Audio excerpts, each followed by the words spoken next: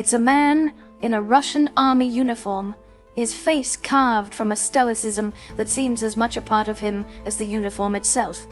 He's in a dimly lit barracks, surrounded by his comrades. But something's wrong. His face is breaking. A single tear cuts a path down his cheek. His eyes are squeezed shut, his mouth open, and he's singing a song that isn't Russian.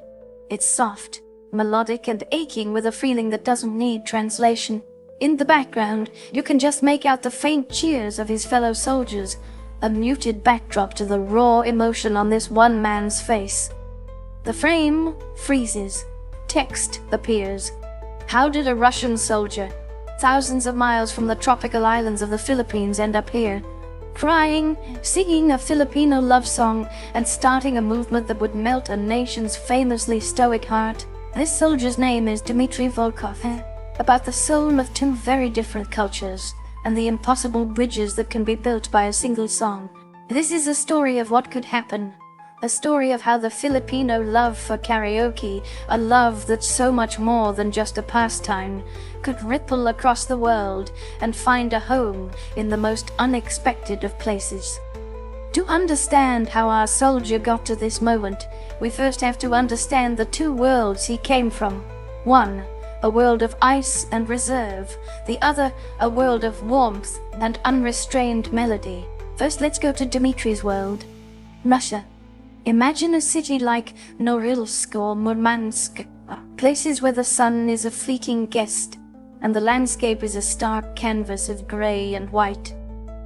Dmitry's life was one of structure and purpose, of engineering schematics and project deadlines.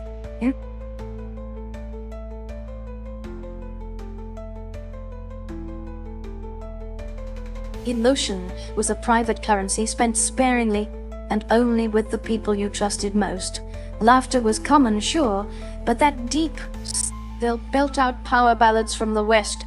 But the real heart of karaoke is in OPM, original Filipino music. These are songs that tell stories of love, sacrifice, longing, and resilience. Songs like Freddie Aguilar's Anak.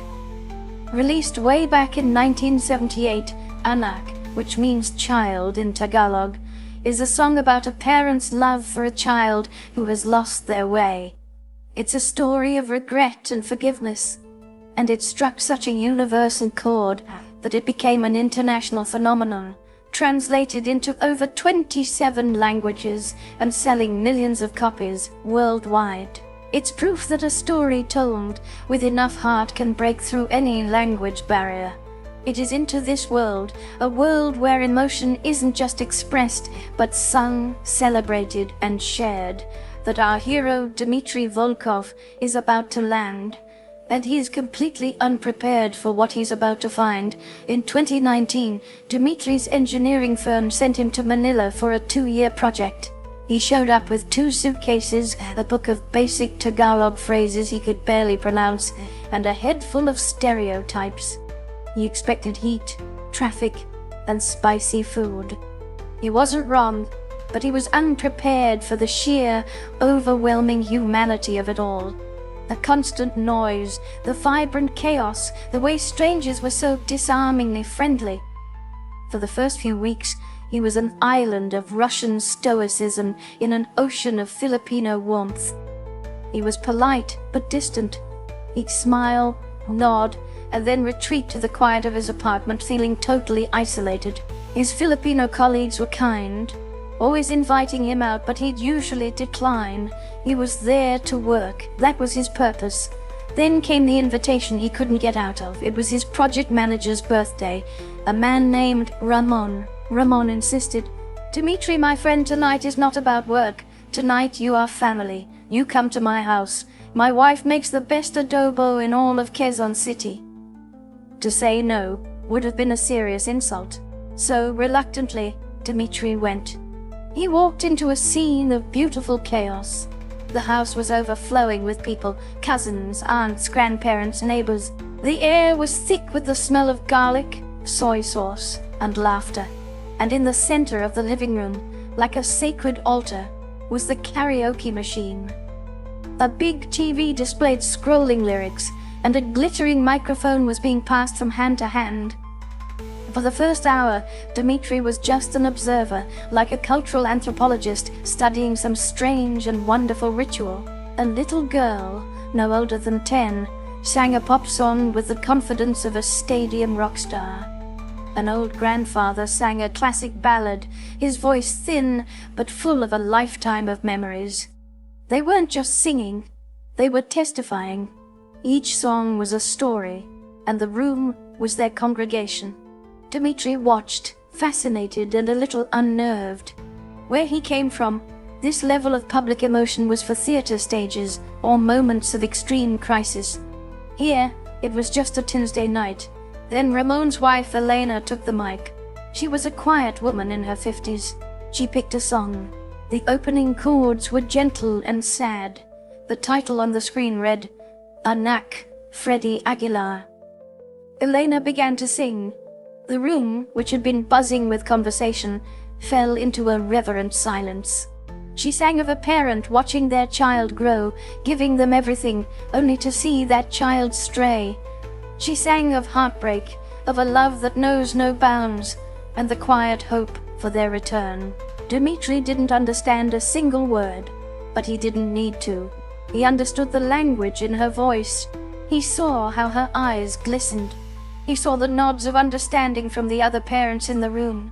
He saw the younger generation looking at their elders with a new kind of respect. In that moment, something broke open inside Dmitri. He was a father himself. He had a son and a daughter back in Russia. He understood the universal fear and unconditional love she was singing about. It was a feeling that had lived inside him his whole life, but he had never heard it spoken or sung with such raw, unashamed honesty. He wasn't just watching a performance. He was witnessing a form of group therapy. The song ended. The silence held for a beat, and then the room erupted in applause. Elena just smiled, a little flushed, and passed the mic. But for Dmitri, the world had shifted on its axis. He had just discovered the soul of the Philippines, and it was a melody he could not forget. 2 years flew by. The project was a success. Dmitri had grown to love the Philippines, the food, the weather, and most of all, the people. He'd been to a dozen more karaoke parties. He never sang, happy to just be a spectator, soaking in the culture of pure joy. But the memory of that first night of Elena singing Anak was burned into his mind. As he was getting ready to leave, his colleagues threw him a farewell party. And of course, there was karaoke. This time, when they pushed him to sing, he felt a pang of regret. He had learned so much, but he hadn't truly participated in this one central part of their lives. He politely declined one last time, but a seed had been planted. On his last weekend, while shopping for souvenirs, dried mangoes, a little wooden jeepney for his son, he walked past a small electronics shop. In the window was a display of shiny, modern karaoke machines. And then he saw it, tucked in a back corner. An older model, a bit clunky, with a thicker songbook bound in fake leather. It looked just like the one at Ramon's house.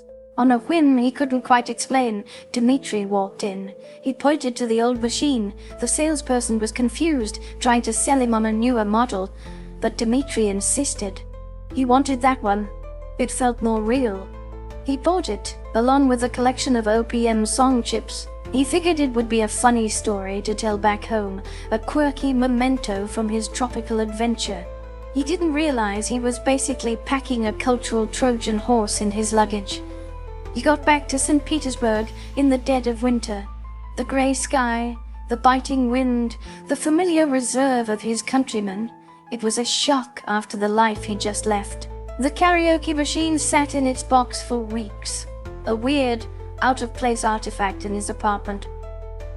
One Saturday night, he invited his 2 oldest friends, Victor and Sergei, over for drinks. They were men like him, engineers, fathers, stoics. After a few vodkas feeling a mix of nostalgia and boldness, Dmitri unveiled his souvenir. Victor laughed. A singing box? Dmitri, did you get too much sun? Sergei smirked. Are we supposed to sing? I haven't sung since my own wedding. and even then I was forced. Dmitri felt a flush of embarrassment. This was a mistake, but he pushed on. Just try, it's different. He fumbled with the machine, hooking it up to his TV. He put on a familiar Russian song. The three of them mumbled through a verse, awkward and self-conscious, before trailing off into laughter. "See," Sergei said, "we are not singers." Dmitri's heart sank. But then he remembered Elena. He remembered the silence in that room. He scrolled through the OPM list, his finger hovering over the title. Anak. "Okay," he said, taking a deep breath. "One more. This one is different." He held the mic. His friends watched, amused. He'd practiced the song in secret a few times, listening to a recording, trying to get the words right. The music began, and Dmitri sang. His pronunciation was clumsy. His voice was unsteady and totally off-key.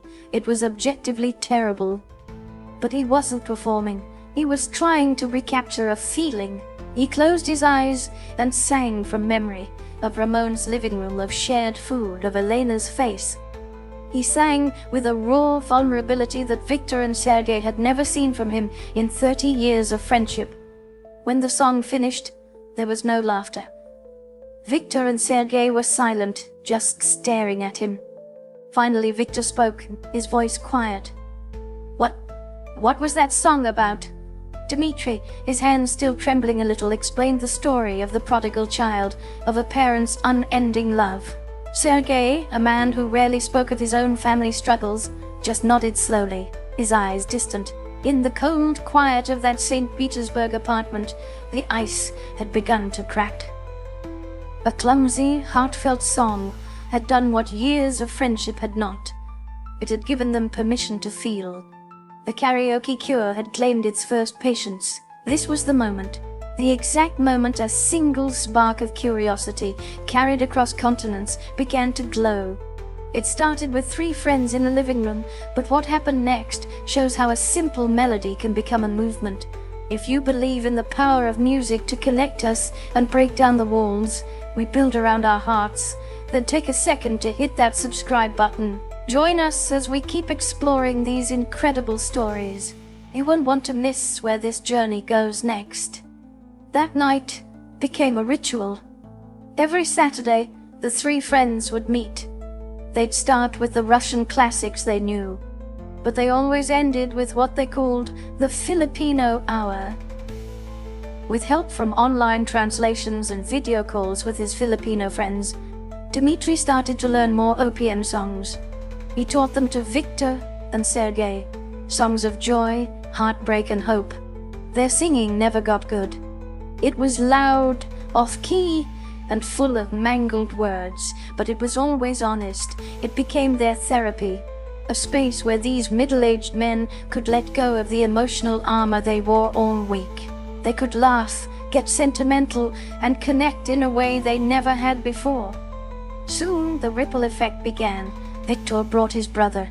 Sergei invited a colleague going through a tough divorce. The small group of three became 6, then 10. They outgrew Dmitri's apartment and moved the gatherings to Sergei's dacha, his country house. The group was a mix of people, factory workers, teachers, even a retired army officer. They brought their families. It was a strange and wonderful sight. A bunch of Russians in winter coats huddled around a fire pit and a karaoke machine, singing Tagalog ballads under a starry sky. The tipping point came from an unlikely source. Dmitri's teenage daughter, Anya. She'd made fun of her dad's new hobby, but one night, curious about the laughter coming from the dacha, she filmed a short clip on her phone. It was her father, Victor, and Sergei arm in arm, belting out a Filipino song with joyous, reckless abandon. She posted it to TikTok with a joking caption, "My dad and his friends think they are Filipino singers now, a karaoke cure." She thought her friends would find it hilarious. She had no idea what she'd just done. The video went viral, all across Russia. People were captivated. It wasn't the singing, it was the pure, unadulterated happiness on the faces of these ordinary, serious-looking men. Comments poured in. "I have never seen my father smile like that. What is this song? It's beautiful. This is that Filipino warmth in the Russian winter I need. The hashtag started to trend. Karaoke cure, Mabuhay Moscow, Tagalog twist. The media noticed. First blogs, then national TV. They showed up at Sergei's dacha to interview Dmitry and his friends, calling the phenomenon the karaoke cure. Russian psychologists were brought on talk shows to analyze it. Once then, Filipino music carries an emotional directness that our culture often suppresses. Singing these songs appears to be a form of mass therapy, giving people a safe outlet for feelings they otherwise keep hidden. The movement exploded. Stores reported a huge jump in karaoke machine sales. Music shops started stocking OPM songbooks. A group in Moscow even started a business importing Filipino-style karaoke machines. Karaoke nights in bars from Vladivostok to Kaliningrad began featuring OPM power hours. On Russian social media, the Tagarsheen Tagalog Twist Challenge had thousands of people posting their own clumsy, heartfelt versions of Filipino songs. What started in Dmitry's living room was now a national conversation. It was a grassroots cultural shift. It was the quiet decision of a nation to learn a new emotional language, and the language they chose was Filipino. It grew so big that the Philippine embassy in Moscow, at first bewildered and then delighted, worked with the Russian Ministry of Culture to organize a harmony festival in a Moscow park. Filipino and Russian artists shared a stage, singing duets of Anak, alternating between Tagalog and Russian. The crowd, a mix of curious locals and proud Filipinos, sang along. This was no longer just about karaoke. It was about connection. It was about discovering that the melody of the human heart sounds the same, no matter what language it's sung in. As the karaoke cure swept Russia, Dmitry's life took another turn. His contract required a brief, final stint of service as a reservist in the army. He traded his civilian clothes for a uniform and found himself in a barracks hundreds of miles from home. He was back in a world defined by discipline, hierarchy, and an even more intense version of the stoicism he had spent years unlearning. His new comrades were wary of him. They'd seen the viral videos. They called him the singer. It wasn't a compliment. Here, his openness was a liability, a perceived softness that didn't belong. He kept his head down and did his duty. One evening, after a grueling week, the unit got a few hours of downtime. The mood was tense, the men exhausted and irritable. A fight almost broke out over cards. An officer, trying to calm things down, grumbled, "We need something to lift the spirits." One of the younger soldiers, who'd seen the trend on TikTok, smirked at Dmitry. "Hey, singer, why don't you sing us one of your Filipino songs? Maybe it will calm us all down." A few others laughed. The challenge hung in the air, thick with sarcasm. Dmitry felt a knot in his stomach. This wasn't the dacha. This wasn't a festival. This was a room full of hardened soldiers who saw his passion as a punchline.